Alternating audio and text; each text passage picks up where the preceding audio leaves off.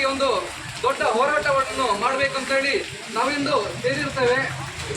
ಈ ಹಿಂದೆ ಟಿ ರವಿ ಅವರು ಸಿದ್ದರಾಮಯ್ಯನ ಉದ್ದೇಶಿಸಿ ಒಂದು ಮಾತನ್ನು ಹೇಳಿದ್ರು.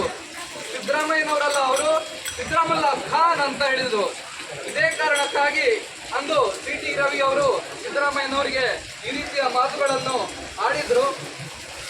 ಹಾಗೆ ಇದೇ ರೀತಿ ಮುಂದುವರೆದ್ರೆ ನಮಗೆ ಇನ್ನಿತರ ಯಾವುದೇ ಚಟುವಟಿಕೆಗಳನ್ನು ಮಾಡಲು ಕೂಡ ಅವರು ಒಂದು ನಿರ್ಬಂಧವನ್ನು ಮಾಡ್ತಾರೆ ಅಂತ ಹೇಳುವ ನಿಟ್ಟಿನಲ್ಲಿ ನಾವಿಂದು ಎಲ್ಲ ಕಾರ್ಯಕರ್ತರನ್ನು ಒಟ್ಟುಗೂಡಿಸಿಕೊಂಡು ಪ್ರತಿಭಟನೆಯಲ್ಲಿ ಸೇರಿರ್ತೇವೆ.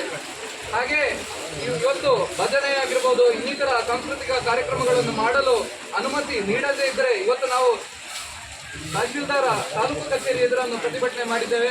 ಮುಂದೆ ಇದೇ ರೀತಿಯ ಧೋರಣೆಗಳು ಮುಂದುವರೆದರೆ ನಾವು ಸುಳ್ಯದ ಕಾಂಗ್ರೆಸ್ ಕಚೇರಿ ಎದುರು ಕೂಡ ಈ ರೀತಿಯ ಭಜನೆ ಮುಖಾಂತರ ನಾವು ಇದಕ್ಕೆ ತೀವ್ರವಾಗಿ ಖಂಡಿಸ್ತೇವೆ ಅಂತ ಹೇಳುತ್ತಾ, ಈ ಒಂದು ಪ್ರತಿಭಟನೆಯಲ್ಲಿ ಸೇರತಕ್ಕಂತ ಎಲ್ಲರಿಗೂ ನಾನು ಧನ್ಯವಾದಗಳನ್ನು ಸಲ್ಲಿಸುತ್ತಾ 12 ಮಾತ್ರ ಅಲ್ಲ, ಈ ಭಜನೆಯಲ್ಲಿ ಧಾರ್ಮಿಕ ಕಾರ್ಯಕ್ರಮದ ಒಂದಿಗೆ ಅದರೊಂದಿಗೆ ವೈಜ್ಞಾನಿಕವಾದ ಹಿನ್ನೆಲೆಯೂ ಇದೆ. ಭಜನೆಯಲ್ಲಿ ನಾವು ಚಪ್ಪಾಳೆಯನ್ನು ಕಟ್ಟಿದ್ರೆ ಕೈಗಳಿಗೆ ಅಕ್ಯುಪಂಕ್ಚರ್ ಮುಖಾಂತರ ದೇಹದ ಇಡೀ ರಕ್ತ ಸಂಚಾರ ಆಗುವಂಥ ಸಂದರ್ಭ ಇದೆ. ಹಾಗಾಗಿ ಈ ಭಜನೆ ಕೇವಲ ದೇವರ ನಾಮಸ್ಮರಣೆ ಅಲ್ಲ, ಈ ಮಕ್ಕಳಿಗೆ ಅಥವಾ ಎಲ್ಲ ಹಿಂದೂ ಬಂಧುಗಳಿಗೆ ಅಥವಾ ಯಾರೇ ಶಾರೀರಿಕ ಭಜನೆಯನ್ನು ಹಮ್ಮಿಕೊಂಡ್ರೆ ಅಲ್ಲಿ ಏಕಾಗ್ರತೆ ಬರ್ತದೆ. ಈ ರೀತಿಯ ಒಂದು ಚಿಂತನೆ ಮುಖಾಂತರ ಹಿಂದಿನ ಹಿರಿಯರು ಅನೇಕ ವರ್ಷಗಳಿಂದ ಸಾರ್ವಜನಿಕ ಸ್ಥಳ ಇರ್ಬೋದು, ಶಾಲೆಗಳಲ್ಲಿರ್ಬೋದು, ಬೇರೆ ಬೇರೆ ಕಡೆಗಳಲ್ಲಿ ಇಂಥ ಧಾರ್ಮಿಕ ಕಾರ್ಯಕ್ರಮವನ್ನು ಹಮ್ಮಿಕೊಂಡಿಕೊಳ್ತಾ ಬಂದಿದ್ದಾರೆ. ಇದು ದೇಶದ ಹಿಂದೂಗಳ ಅಥವಾ ದೇಶದ ಅಸ್ಮಿತೆ, ಈ ಮಣ್ಣಿನ ಕಣಕಳಲ್ಲಿರುವಂಥ ಒಂದು ಸಂಸ್ಕೃತಿ ಆಧಾರಿತವಾದ ಕಾರ್ಯಕ್ರಮ. ಈ ಎಲ್ಲ ಕಾರ್ಯಕ್ರಮಗಳನ್ನು ತಡೆಯುವ ಮುಖಾಂತರ, ವಿರೋಧಿಸುವ ಮುಖಾಂತರ ಒಟ್ಟು ದೇಶದ ಅಸ್ಮಿತೆಯನ್ನು, ದೇಶದ ಸಂಸ್ಕೃತಿಯನ್ನು ತಡೆಯುವ ಮುಖಾಂತರ ಈ ಒಂದು ಇಡೀ ಸಮಾಜವನ್ನು ಅಲ್ಲೋಲಕಲನ ಮಾಡಬೇಕನ್ನುವಂಥ ಒಂದು ಪರಿಕಲ್ಪನೆಯನ್ನು ಸಿದ್ದರಾಮಯ್ಯ ನೇತೃತ್ವದ ಸರ್ಕಾರ, ಕಾಂಗ್ರೆಸ್ ಸರ್ಕಾರ ಮಾಡ್ತಾ ಇರುವಂಥದ್ದು. ಹಾಗಾಗಿ ಇದು ಕೇವಲ ಹಿಂದೂಗಳಿಗೆ ಬಂದಿರುವಂಥ ತೊಂದರೆ ಅಲ್ಲ, ಇಡೀ ಭಾರತವನ್ನು ಹಿಂದೂಸ್ತಾನ ಅಂತ ಕರೆಯುವಂಥ ಪದ್ಧತಿ ಇದೆ. ಪಾಕಿಸ್ತಾನಕ್ಕೆ ಇಲ್ಲಿರುವಂಥ ಮುಸಲ್ಮಾನರು ಹೋದರೆ ಅಲ್ಲಿ ಮುಸಲ್ಮಾನರು ಗುರುತಿಸುವುದಿಲ್ಲ, ಹಿಂದೂಸ್ತಾನಿ ಒಬ್ಬ ವ್ಯಕ್ತಿ ಎಂದು ಗುರುತಿಸ್ತಾರೆ.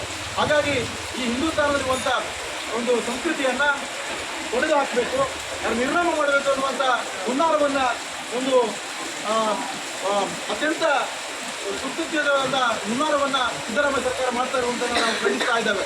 ಹಾಗಾಗಿ ಅನೇಕ ವರ್ಷಗಳಿಂದ ಪಾಶ್ಚಾತ್ಯ ಸಂಸ್ಕೃತಿಯನ್ನು ಹೇರುವ ಮುಖಾಂತರ ಸಂಸ್ಕೃತಿಯನ್ನು ತೊಡೆದು ಹಾಕಲಿಕ್ಕೆ ಹೋರಾಟವನ್ನು ಮಾಡಲಾಯಿತು.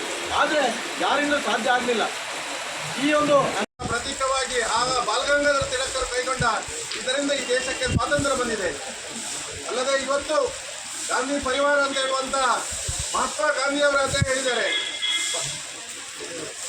ರಘುಪತಿ ರಾಘವ ರಾಜಾರಾಮ್ ಪತಿತ ಪಾವನ ಸೀತಾರಾಮ್ ಈಶ್ವರ ಅಲ್ಲಾ ತೇರೆ ನಾಮ್ ಅಂತ ಹೇಳುವಂಥ ಭಜನೆ ಮಾಡುವ ದೃಷ್ಟಿಯಿಂದ ಈ ದೇಶ ಭಾವೈಕ್ಯತೆಯಿಂದ ಕೂಡಿರಬೇಕು.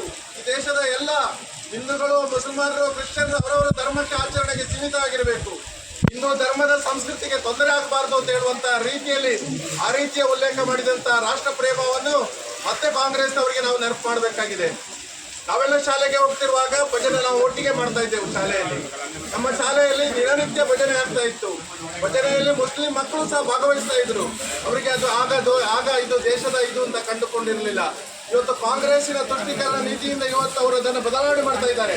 ಮುಸ್ಲಿಮರು ಇವತ್ತು ನಮ್ಮೊಂದಿಗೆ ಕೈ ಜೋಡಿಸಲಿಕ್ಕೆ ತಯಾರಿದ್ದಾರೆ, ಭಜನೆ ಮಾಡಲಿಕ್ಕೂ ತಯಾರಿದ್ದಾರೆ. ಆದರೆ ಕಾಂಗ್ರೆಸ್ ತುಷ್ಟೀಕರಣ ಮಾಡಿ ಈ ದೇಶವನ್ನು ಹೇಗೆ ಸ್ವಾತಂತ್ರ್ಯ ಪೂರ್ವದಲ್ಲಿ ವಿಭಜನೆ ಮಾಡಿತ್ತು, ಈ ದೇಶದ ಮಧ್ಯ ಆಧಾರದಲ್ಲಿ ವಿಭಜನೆ ಮಾಡಿದಂಥ ಕಾಂಗ್ರೆಸ್ ಮತ್ತೆ ದೇಶವನ್ನು ತುಂಡು ಮಾಡುವಂತಹ ರೀತಿಯ ವ್ಯವಸ್ಥೆಯನ್ನು ಮಾಡ್ತಾ ಇದೆ.